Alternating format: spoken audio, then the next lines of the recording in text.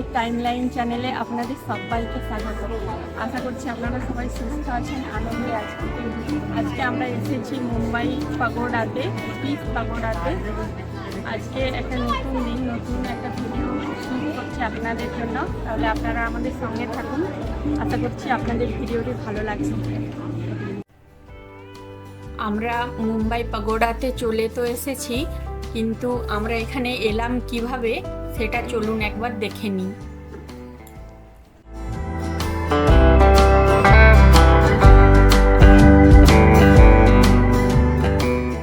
আমরা সবার প্রথমে গেলাম আমাদের সামনের মেট্রো স্টেশনে। সেখানে আমরা টিকিট কেটে মেট্রোতে চড়লাম।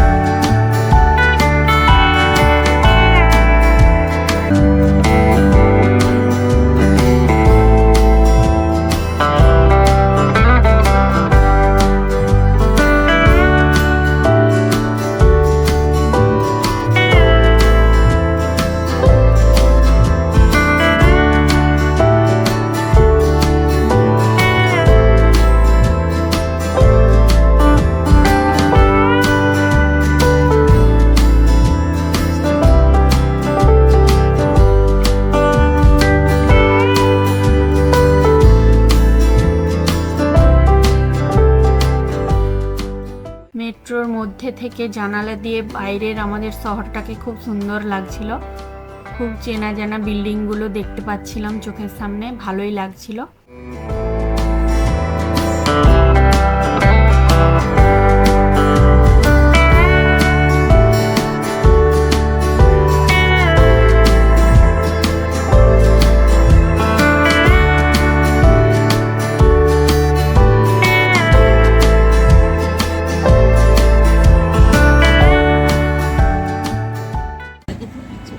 আমরা এখন মেট্রো থেকে নেমে দইসর বরিবলি ওয়েস্ট হয়ে অটোতে যাচ্ছি ফেরিঘাটের দিকে।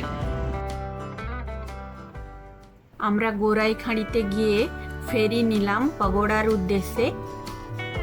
অন্যবার আমরা দেখেছি এই রাস্তাগুলো জলে ডুবে যায় না, কিন্তু এখন যেহেতু জোয়ারের জল এসেছে তাই এইগুলো একেবারেই জলে ডুবে গেছে, দেখাই যাচ্ছে না।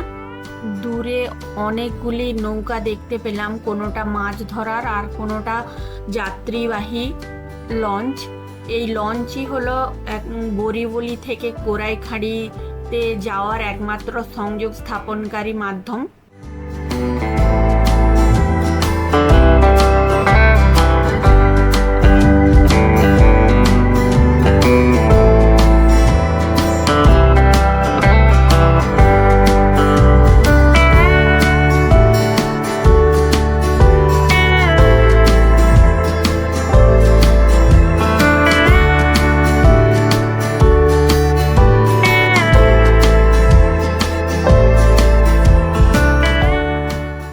ওই যে দূরে দেখতে পাচ্ছি গোল্ডেন কালারের পাগোড়া, আমরা ওইখানে যাচ্ছি। দূর থেকে পাগোড়া খুব সুন্দর দেখাচ্ছিল।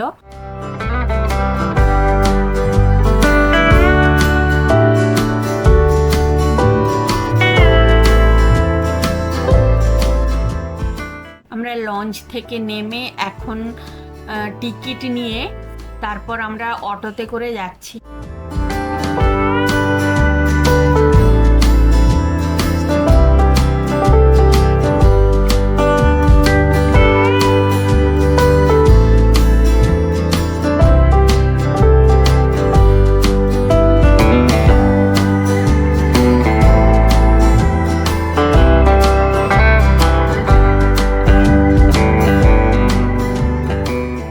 আমরা পৌঁছে গেছি আমাদের গন্তব্যস্থলে, দ্য গ্লোবাল বিপাসনা পাগোড়াতে।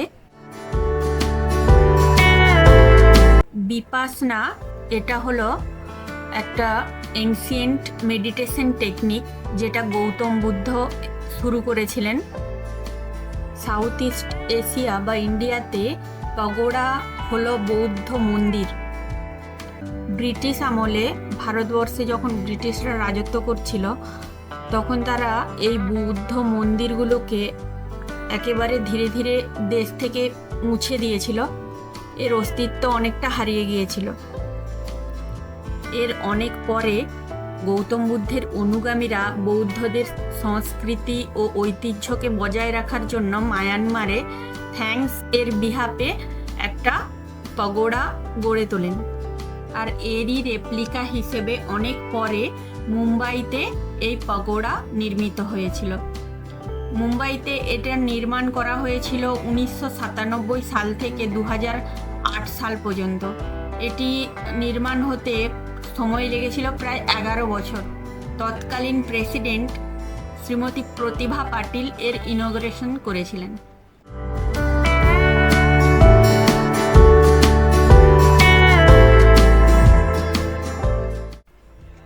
এখানে ছোট্ট একটা সিকিউরিটি চেকের পর আমরা ওপরে উঠে এলাম। দেখলাম দুপাশে দুটি ছোট ছোট টাওয়ার রয়েছে, একটি বেল টাওয়ার আর একটিতে রয়েছে নাগাড়া। এখানে যারা ভিজিটার তাদের জন্য একটা নিয়ম আছে যে স্লিভলেস কিংবা শর্টস পরে এখানে আসা যাবে না। তাই যারা এখানে আসবেন এই কথাটা মাথায় রেখে আসবেন। মূল যে মন্দির চত্বরটি রয়েছে সেটি অনেক বড় এরিয়া নিয়ে ছড়িয়ে রয়েছে। একদিকে রয়েছে দ্য হুইল অফ ধামা। এর অর্থ হলো কনসেন্ট্রেশন, এথিক্স অ্যান্ড ডিস্টেন্স, যেটি গৌতম বুদ্ধের মূল মন্ত্র ছিল। এর পাশে রয়েছে একটি ছোট্ট অ্যাম্ফি থিয়েটার, যেখানে বসে আমরা যারা ফ্যামিলির সাথে যাই আমরা সেখানে বসে কিছুটা সময় এনজয় করতে পারি। জলের ঝর্ণা রয়েছে, একটি সুন্দর গার্ডেন মতো রয়েছে যেখানে বাচ্চারা খেলাধুলা করতে পারে। একটু সামনে এগিয়ে গিয়ে দেখলাম দুটি এখানে মূর্তি রয়েছে, শ্রী সত্যনারায়ণ গোয়েঙ্কা এবং শ্রীমতী ইলাইচি দেবী গোয়েঙ্কা, তার স্ত্রী। এনারা দুজনেই খুব বিখ্যাত মেডিটেশন টিচার ছিলেন এখানকার।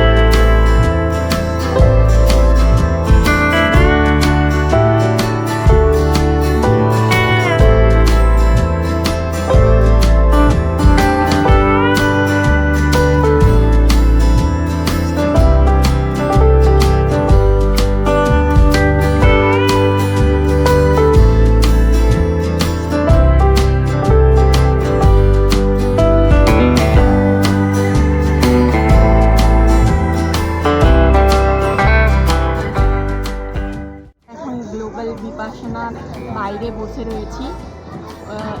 মেডিটেশন যে ডোম আকৃতির হলটি ভেতরে রয়েছে তাতে একসঙ্গে 8000 মানুষ বসে মেডিটেশন করতে পারে। এটা একটা ঘোরার জায়গা ছাড়াও মনের শান্তির জন্য আসা যায় এই জায়গাতে। সত্যি এটা একটা দেখার দর্শনীয় স্থান মুম্বাইয়ের মধ্যে। আপনারা আসতে পারেন, দেখতে পারেন, অবশ্যই আপনাদের নিশ্চয়ই ভালো লাগবে।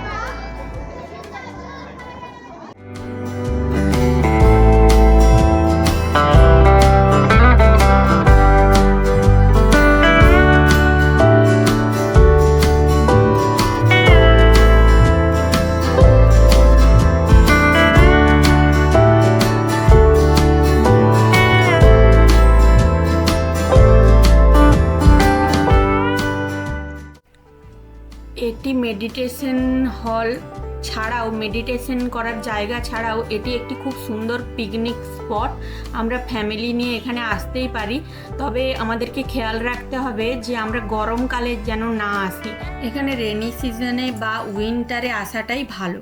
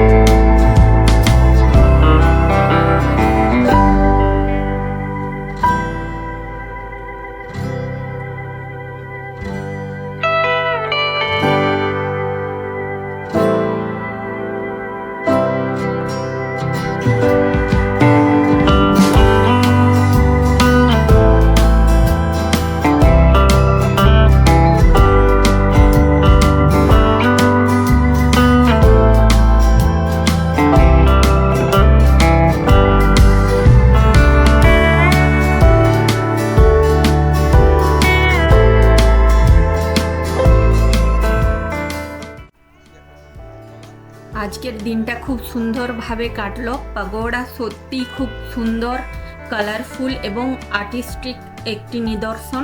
আপনারা আসতে পারেন, এনজয় করতে পারেন ফ্যামিলির সাথে। আমরা এখন বাঁ দিকের সিঁড়ি ধরে নিচের দিকে নেমে যাচ্ছি বাড়ির উদ্দেশ্যে। যেতে যেতে বাঁ দিকে ঠিক সিঁড়ির সাইডেই একটি ছোট্ট আর্ট গ্যালারি রয়েছে গৌতম বুদ্ধের, এবং পাগোড়া সংক্রান্ত সমস্ত জিনিসপত্র এখানে পাওয়া যায়। আপনারা একবার ঘুরে দেখতে পারেন। আর তাহলে এটুকুই, আশা করছি আপনাদের ভিডিওটি ভালো লেগেছে। আবার দেখা হচ্ছে পরের একটি ভিডিওতে। নমস্কার।